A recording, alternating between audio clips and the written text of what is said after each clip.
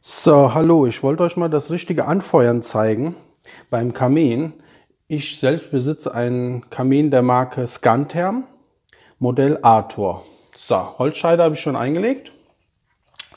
Dazwischen werfe ich jetzt einen rein. Anfeuern tun wir von oben, nicht von unten, damit wir so wenig wie möglich Rauch erzeugen. So, jetzt legen wir die oben hin. Wie gesagt, wir feuern von oben an. So, genau. Die Tür habe ich jetzt mal offen gelassen. Na, super.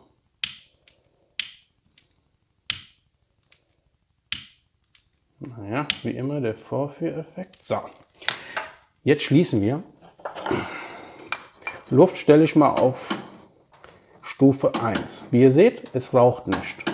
So, die Tür lasse ich auf. Ich mache sie nicht zu, damit genug Sauerstoff reinkommt. So, das war's im Prinzip. So feuere ich den Kamin an. Ich zeige es nochmal, falls die Scheibe blendet. So, wie ihr seht, kommt kaum oder beziehungsweise gar kein Rauch nach innen rein. Anfeuern von unten könnt ihr bei Lagerfeuer machen, draußen, aber nicht zu Hause. So, und das dauert jetzt ein paar Minuten und dann brennt das schön.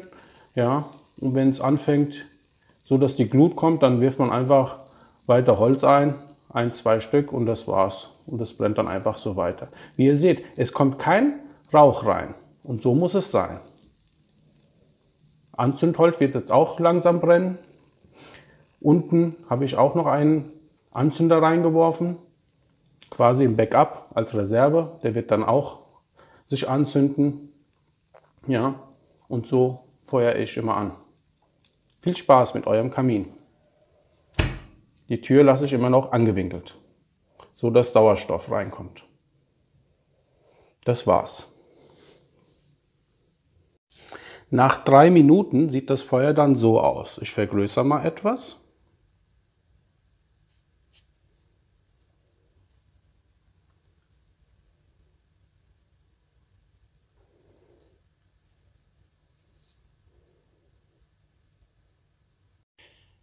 Der Anzünder unten brennt jetzt auch. Ich vergrößere mal ein bisschen. Ich hatte ja unten einen Anzünder hingelegt, quasi als Backup, und der ist jetzt auch angegangen. So sieht es jetzt nach 6 bis 7 Minuten aus. Die Tür ist immer noch offen, also ich habe sie nicht zugemacht, nur angewinkelt. Jetzt brennen bereits alle Hölzer im Kamin. Ich vergrößere mal etwas.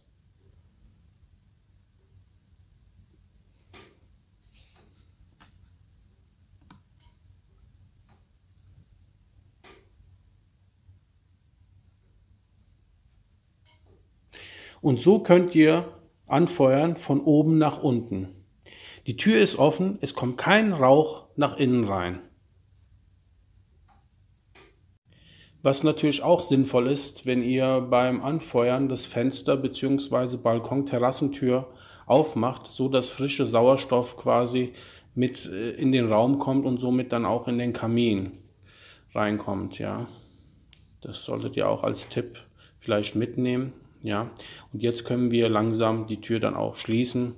Ja, und das Anfeuern ist gelungen. Und so könnt ihr es in Zukunft machen.